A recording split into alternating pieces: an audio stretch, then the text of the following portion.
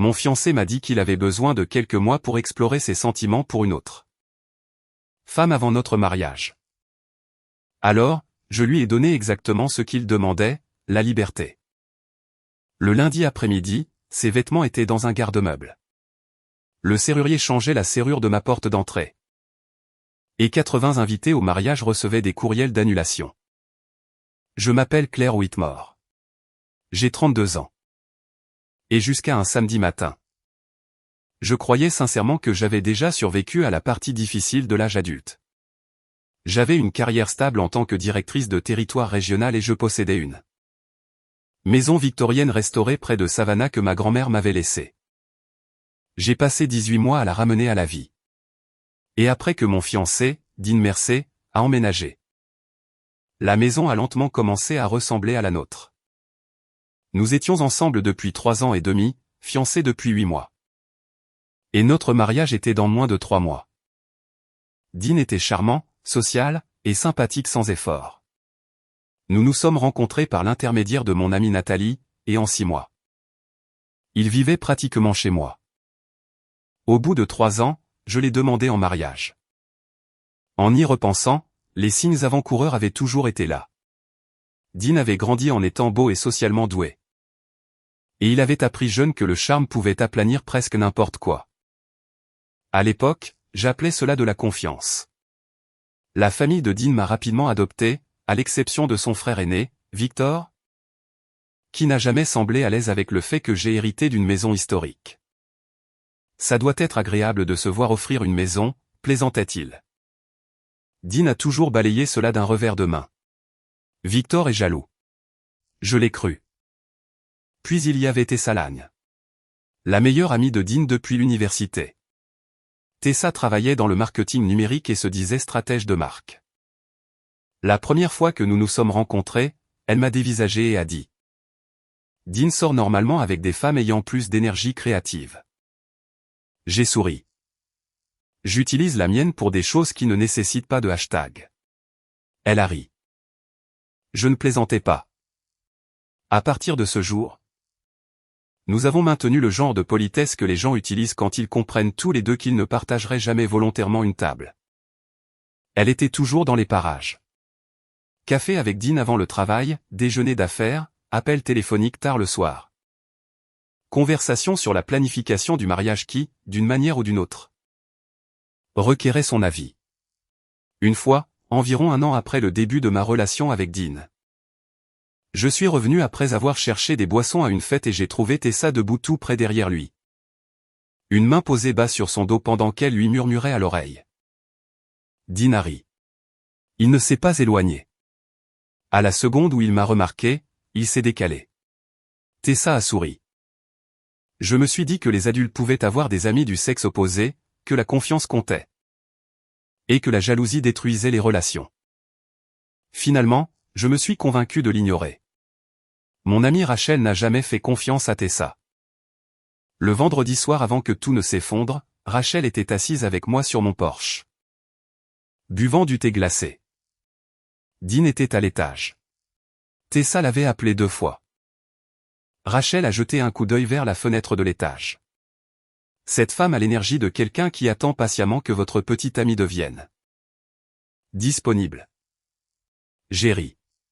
Elle a sa propre vie amoureuse. Dean aussi. Et je suis avec lui. Je lui ai dit qu'elle était ridicule. Moins de 12 heures plus tard, j'aurais aimé l'avoir écoutée. Samedi matin, je travaillais sur les projections trimestrielles à la table de la cuisine. Le café à côté de mon ordinateur portable. Dean est descendu vers 10 heures. Il n'a pas fait de café. Il n'a pas regardé son téléphone. Il s'est juste assis en face de moi. Rien que cela m'a fait fermer l'ordinateur portable. Qu'est-ce qui ne va pas? Il s'est frotté les paumes. Nous devons parler. Ma première pensée a été le mariage, la liste des invités, le traiteur, le lieu. Les désastres normaux. Puis il a dit, je pense que nous devrions faire une pause. Je l'ai regardé fixement. Une pause de la planification du mariage? De nous? Pendant plusieurs secondes, j'ai vraiment cru que j'avais mal compris. Dean a commencé à parler avec précaution. Il avait beaucoup réfléchi. Le mariage était permanent. Il avait besoin d'être certain. Il y avait des sentiments qu'il n'avait pas correctement examinés. Je me souviens avoir regardé sa bouche bouger pendant que quelque chose de froid se propageait. Lentement dans ma poitrine. Quel sentiment? Il a hésité, puis a prononcé son nom. Tessa, bien sûr. Tessa avait apparemment avoué qu'elle était amoureuse de lui depuis des années. Et Dean, mon fiancé, l'homme dont le costume était déjà suspendu à l'étage pour notre mariage, avait aussi des sentiments pour elle. Depuis combien de temps? Un certain temps. Combien de temps? Un certain temps. Il a détourné le regard. Quelques mois. Cela a fait plus mal que la confession. Pas parce qu'il avait des sentiments, mais parce que pendant que je goûtais des gâteaux de mariage et que je passais en revue les listes d'invités, il imaginait déjà une autre femme. Dean s'est penché en avant. Je ne veux pas agir dans ton dos, Claire. Il l'a dit comme si je devais apprécier son intégrité. Je veux gérer cela honnêtement. Que me demandes-tu exactement? Peut-être que nous mettons les choses en pause. 1 mois. 2 mois. Je détermine ce que c'est avec Tessa et ensuite nous saurons. J'ai attendu. Il y avait sûrement une autre phrase à venir. Il n'y en avait pas. Tu veux sortir avec Tessa? Explorer les choses pendant que j'attends. Il a soupiré. Ne fais pas en sorte que ça paraisse laid. J'ai presque ri. Dean, explique la version attrayante. Sa mâchoire s'est crispée. Tu devrais vouloir que je sois sûr avant que nous nous marions. Je pensais qu'accepter ma demande en mariage signifiait que tu étais sûr. C'est exactement pourquoi j'avais peur de te le dire. Cette phrase a changé quelque chose en moi. Soudain, toute la structure est devenue évidente. La maison restait ici. Mes revenus restaient ici. Nos plans de mariage restaient suspendus. Dean pouvait essayer Tessa. Et si le fantasme le décevait, il retournait vers la femme avec la carrière stable, la belle maison et la bague de fiançailles. Je n'étais pas sa partenaire. J'étais une assurance. Dean a continué. Tessa comprend des parties de moi que tu ne comprends pas. Le côté créatif.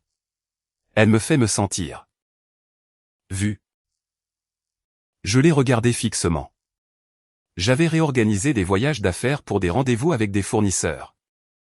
Passer des week-ends à façonner notre maison autour de la vie qu'il disait vouloir. Et payer la plupart des dépenses du mariage. Apparemment, rien de tout cela ne comptait parce que Tessa comprenait son côté créatif. D'accord, j'ai dit. Dean a cligné des yeux. D'accord? Tu devrais l'explorer.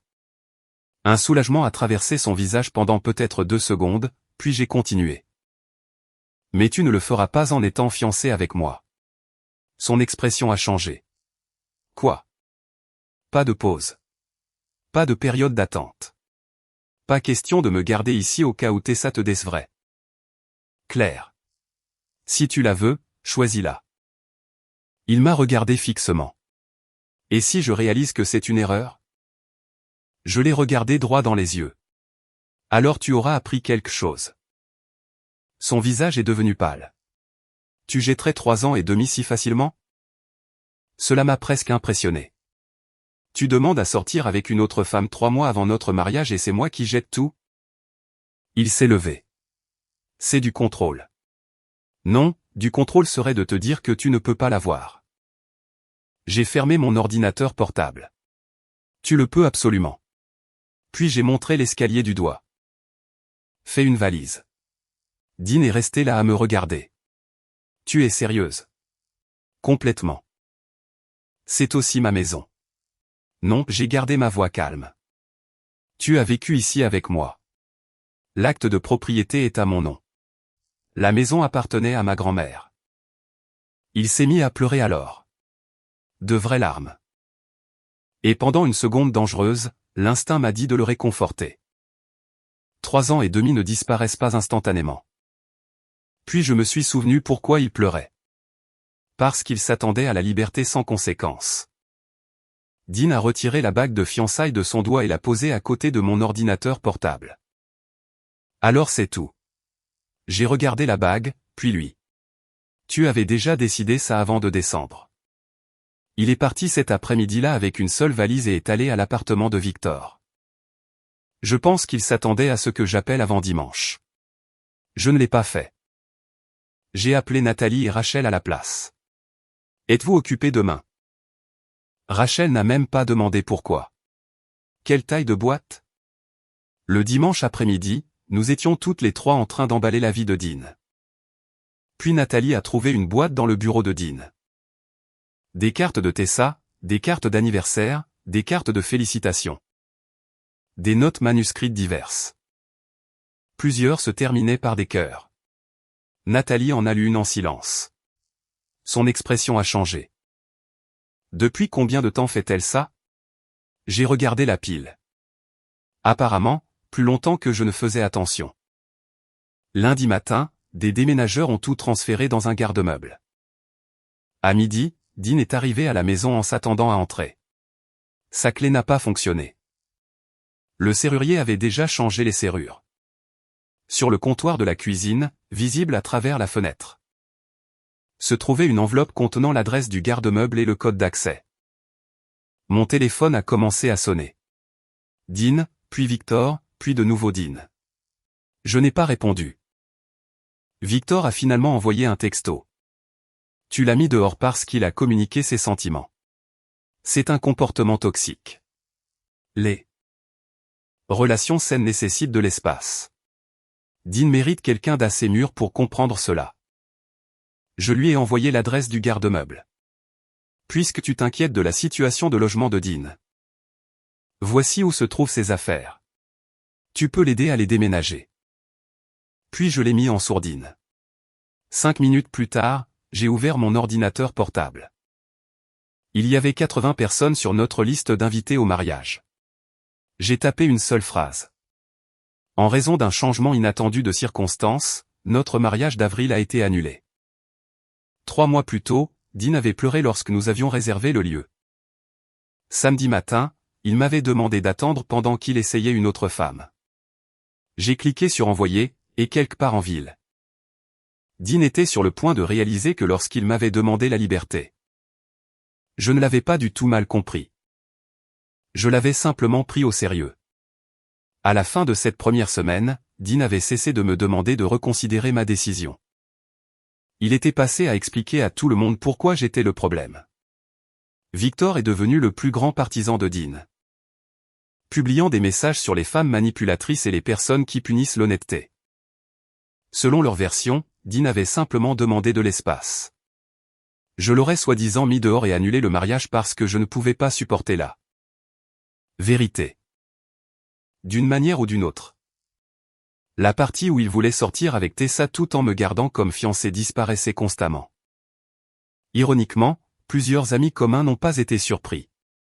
Apparemment, tout le monde savait que Tessa avait des sentiments pour lui. Tout le monde sauf moi. La mère de Dean a appelé 2 jours après l'annulation du mariage. Zoé semblait épuisée. Que s'est-il passé? Je lui ai dit exactement ce que Dean avait dit à ma table de cuisine. Quand j'ai eu fini, elle est restée silencieuse. Puis elle a murmuré. Je l'avais prévenue à propos de Tessa. Cela m'a surprise. Vous l'aviez fait? Il y a des années. Je lui ai dit que des amitiés comme ça nécessitent des limites une fois que tu es sérieux avec quelqu'un. Elle a soupiré. Je suis désolé, Claire. Arthur n'a envoyé qu'un seul texto. Tu méritais mieux que ça. Entre le lieu, le photographe, le traiteur et les autres acomptes. J'ai perdu un peu plus de 8 000 $. Rachel a grincé des dents. Ça fait mal. Moins cher qu'un divorce. Pendant ce temps, Dean et Tessa ont cessé de prétendre qu'ils avaient besoin de temps pour explorer quoi que ce soit. En quelques jours, ils étaient ensemble publiquement. Photos de brunch, photos de cocktail, photos en centre-ville. Tessa a posté une légende. Parfois, votre personne a été à vos côtés depuis le début. Quelqu'un m'a envoyé une capture d'écran. Je l'ai supprimée. Ce qui me dérangeait, ce n'était pas qu'ils se soient mis ensemble. Cette partie était inévitable. C'était la rapidité avec laquelle Dean semblait à l'aise. Comme si la vie que nous avions passé 3 ans et demi à construire pouvait être remplacée avant. Même que nos faire-part de mariage n'aient été retournés. 2 semaines après la rupture, Dean m'a envoyé un texto. Je pense que certaines de mes affaires ont été oubliées. Puis-je passer samedi? J'ai failli dire non. Puis j'ai décidé qu'il valait mieux en finir une bonne fois pour toutes que de lui donner une excuse. Pour continuer à me contacter. Samedi midi. 10 minutes. À 11h58, une voiture noire s'est garée dans mon allée. Dean est sorti. Puis Tessa, bien sûr. J'étais sur le porche. Rachel se trouvait à l'intérieur après être passée plus tôt. Dean avait l'air mal à l'aise. Tessa avait l'air d'être venue chercher un prix. Salut, Claire. J'ai regardé Dean. Elle reste dehors. Dean a soupiré. Elle m'aide juste. Elle peut t'aider depuis l'allée. Tessa a croisé les bras. Nous sommes tous des adultes. Alors agis comme tel et attends près de la voiture. Son sourire s'est crispé. Tu sais, Dean m'a dit que tu avais toujours eu un problème avec moi. Non, j'avais un problème avec le fait que tu touches mon fiancé comme s'il t'appartenait déjà. Dean s'est raidi. Tessa a souri. Eh bien, il s'avère que peut-être c'était le cas. Elle voulait que ça fasse mal. Peut-être que ça a été le cas. Mais je n'allais pas lui donner cette satisfaction. Félicitations. Son sourire a vacillé. Je me suis écarté pour Dean. Tu as 10 minutes. Il s'est dirigé vers la porte. Tessa l'a suivi. Je l'ai bloqué. Pas toi. Oh mon Dieu. J'aide juste. Tu n'entres pas dans ma maison. Elle s'est approchée. Remets-toi en. Puis elle a posé une main sur mon épaule et a essayé de me pousser pour passer. J'ai attrapé son poignet automatiquement. Ne me touche pas. Elle a reculé brusquement. Je l'ai relâchée immédiatement. Mais elle avait déjà perdu l'équilibre et est tombée sur un genou contre la marche du porche. Ses lunettes de soleil ont heurté les planches. Pendant une seconde, personne n'a parlé. Puis Rachel est apparue derrière moi. Eh bien, dit-elle. Ça a dégénéré efficacement. Tessa s'est relevée en hâte, le visage brûlant. Tu m'as poussé. Je ne t'ai pas poussé. Rachel s'est appuyée contre le chambranle de la porte. Si, tu l'as fait. Tessa a finalement semblé remarquer que nous avions un témoin. J'ai montré l'allée du doigt. Tu attends là. Dean prend ses affaires ou vous partez tous les deux. Elle m'a regardé fixement puis est retournée à la voiture en furie. Dean est entré seul et est parti avec le reste de ses affaires en moins de 6 minutes. Après qu'il soit parti, Rachel s'est tenue à côté de moi sur le porche. Elle pensait vraiment qu'elle allait entrer dans cette maison. Oui. Elle pensait aussi vraiment que tu te battrais pour lui. J'ai regardé leur voiture disparaître. Je l'ai déjà laissé partir. Cette nuit-là a été la première fois depuis la rupture que j'ai dormi d'une traite jusqu'au matin. 3 semaines plus tard. J'ai appris que Tessa convoitait un important contrat de marketing avec un de mes vieux amis d'université. Lorsque Christine et moi nous sommes retrouvés pour un café. Elle m'a dit qu'elle avait déjà décidé de ne pas donner suite parce que Tessa n'avait pas été fiable depuis des semaines. Je lui ai seulement raconté ce qui s'était passé entre Dean, Tessa et moi. Rien de plus. 2 semaines plus tard. Tessa a annoncé qu'elle se retirait de certains travaux pour se concentrer sur sa croissance personnelle. Peu de temps après, les brunchs coûteux ont disparu. Ces publications sont devenues des messages vagues sur la croissance et la distance. Et Dean a presque complètement disparu de son fil d'actualité. Environ 2 mois après la rupture. Nathalie a appelé pendant que Rachel et moi poncions un vieux bateau de pêche. Tessa s'en va. J'ai arrêté de travailler. Elle va où? Atlanta. Apparemment, elle avait besoin d'un plus grand marché, de meilleurs clients. De plus d'opportunités. Elle avait proposé d'essayer une relation à distance avec Dean. Je connaissais déjà la réponse. Il a dit non. Apparemment. Rachel a levé les yeux. Quoi? Tessa a déménagé à Atlanta. Elle a réfléchi un instant. Et la grande connexion des âmes n'a pas pu survivre à l'Interstate 75. Rachel a hoché la tête solennellement. Tragique. J'ai ri. Pas parce que Dean était malheureux. Du moins pas entièrement. Ce que je ressentais était plus discret que la vengeance. Pendant des mois, il avait traité notre vie comme quelque chose d'assez permanent pour être mis en attente pendant qu'il testait un fantasme. Maintenant, le fantasme avait disparu. Et la vie à laquelle il s'attendait à revenir n'attendait pas. Ce soir-là, je me suis assise seule sur mon porche. La maison était plus calme sans Dean. Au début, ce silence avait ressemblé à une absence. Maintenant, il ressemblait à de l'espace. Pour la première fois depuis qu'il s'était assis en face de moi à cette table de cuisine. J'ai compris quelque chose. Dean n'avait pas détruit mon avenir. Il s'en était seulement retiré. 3 mois après le départ de Dean. Ma vie s'était installée dans quelque chose que je n'avais pas prévu. La paix. Rachel et moi avons fini de restaurer le vieux bateau de pêche. Et j'avais été promue directrice régionale du Sud-Est. Pendant ce temps, la vie de Dean ne se remettait pas aussi bien. Son histoire de rupture avait commencé à s'effriter. La campagne de Victor sur les réseaux sociaux a disparu après le départ de Tessa pour Atlanta.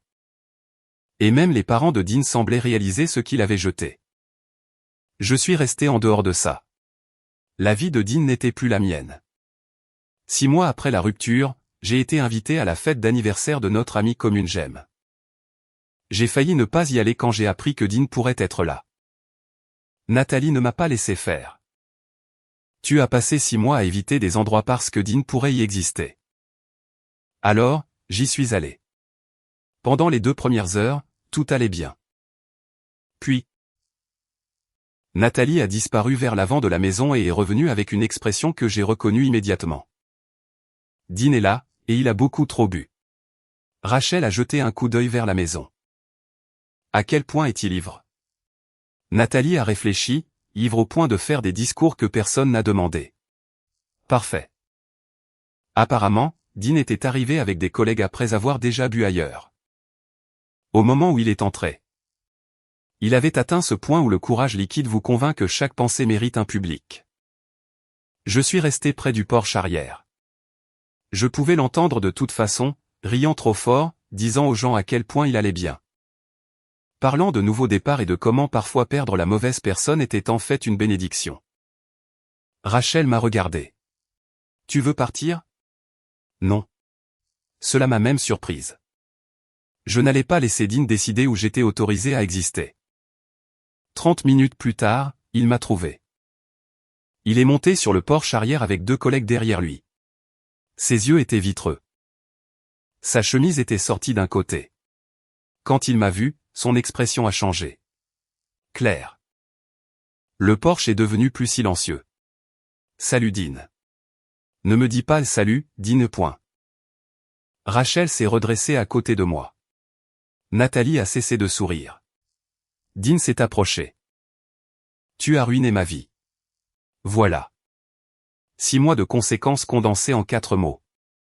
J'ai gardé ma voix calme. Non, je ne l'ai pas fait. Si, tu l'as fait.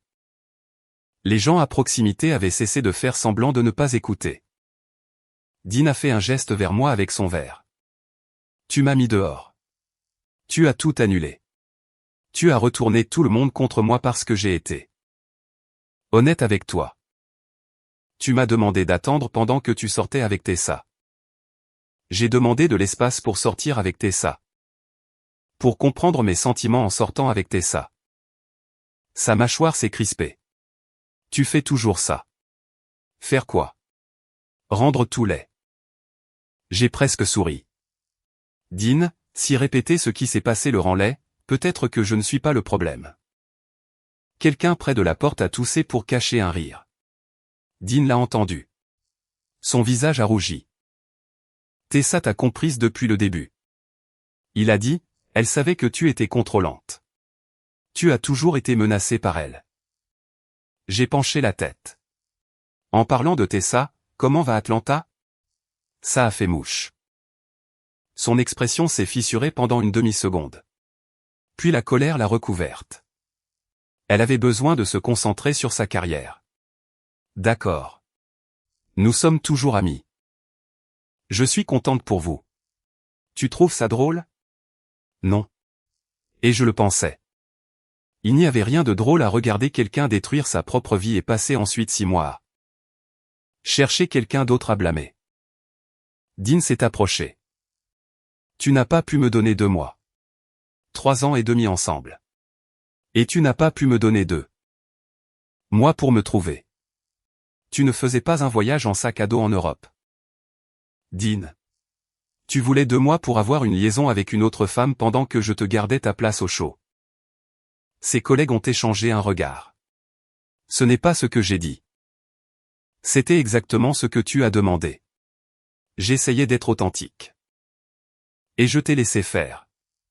Il s'est arrêté. C'était la partie à laquelle il ne pouvait jamais répondre. Je n'avais pas interdité ça. Je ne l'avais pas menacé. Je n'avais pas supplié. J'avais simplement refusé de participer. Tu voulais la liberté, j'ai dit. Je te l'ai donnée. Tu m'as puni pour ça. Non. Je me suis retiré de l'arrangement. Dean a ri amèrement. Tu as ta maison, ta carrière, ta petite vie parfaite.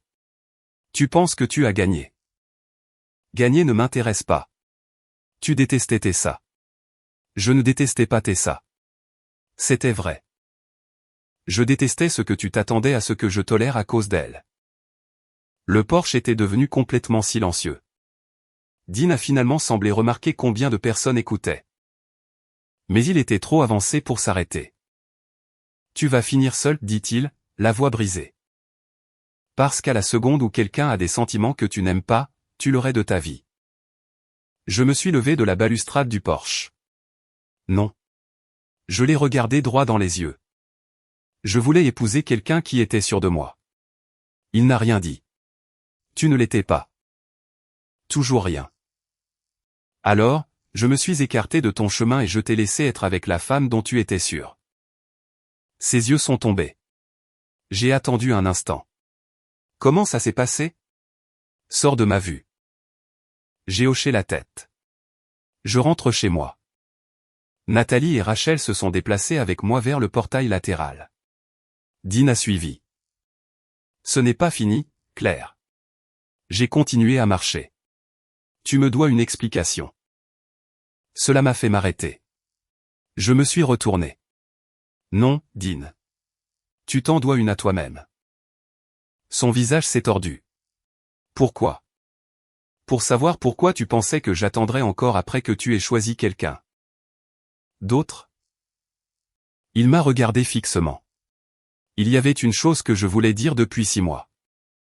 Tu ne m'as pas perdu parce que tu avais des sentiments pour Tessa. J'ai gardé ma voix basse. Tu m'as perdu parce que tu croyais que mon amour pour toi signifiait que j'accepterais d'être ton plan de secours. Il n'a pas répondu. Et tu avais tort. Je suis sorti. Plus tard, Jem nous a dit que la crise de Dean avait continué après notre départ. Il s'est disputé avec plusieurs personnes avant que ses collègues ne le ramènent finalement chez lui. Le lundi, tout le monde était au courant. Pendant 6 mois. Dean et Victor avaient essayé de façonner la rupture en une histoire où j'étais la fiancée froide et contrôlante qui punissait un homme pour son honnêteté émotionnelle. Une fête désordonnée a accompli ce que je n'aurais jamais pu faire. Dean a dit à tout le monde la vérité lui-même, non pas avec des faits, mais avec son comportement. Après cela, les nouvelles sont devenues moins fréquentes. Dean a finalement commencé à chercher du travail ailleurs. Tessa est restée à Atlanta. Je leur ai souhaité bonne chance d'une distance très confortable. Rachel et moi avons vendu le bateau de pêche pour un bénéfice décent et avons commencé un autre projet de restauration. Ma promotion m'a apporté de nouveaux clients, plus de voyages et de nouvelles personnes dans ma vie. Des gens qui ne connaissaient pas Dean, des gens qui n'avaient jamais entendu parler de Tessa. Des gens qui ne me regardaient pas en voyant la moitié d'un engagement raté. Un soir, près d'1 an après que tout soit arrivé. Je me suis assise seule sur mon porche enveloppant Le même Porsche où Rachel m'avait mise en garde contre Tessa. La même maison que Dean avait un jour supposé qu'elle l'attendrait pendant qu'il déterminerait si une autre femme était meilleure. Pendant longtemps, j'avais pensé que le perdre signifiait perdre l'avenir que j'avais prévu. Le mariage, la famille, la vie que nous avions imaginée. Mais assise là, j'ai finalement compris l'erreur. Dean n'avait jamais été l'avenir. Il avait juste été quelqu'un que j'avais prévu d'amener avec moi. Dean voulait explorer ses sentiments. Je l'ai laissé faire. Il a trouvé Tessa, puis l'a perdue. Ce que j'ai trouvé, c'est quelque chose que je n'avais pas réalisé, que j'avais donné morceau par morceau pendant 3 ans et demi. Moi-même. Et cela s'est avéré valoir bien plus que $8 000 d'acompte de mariage. Cette histoire est entièrement fictive et destinée uniquement à des fins de divertissement et d'éducation.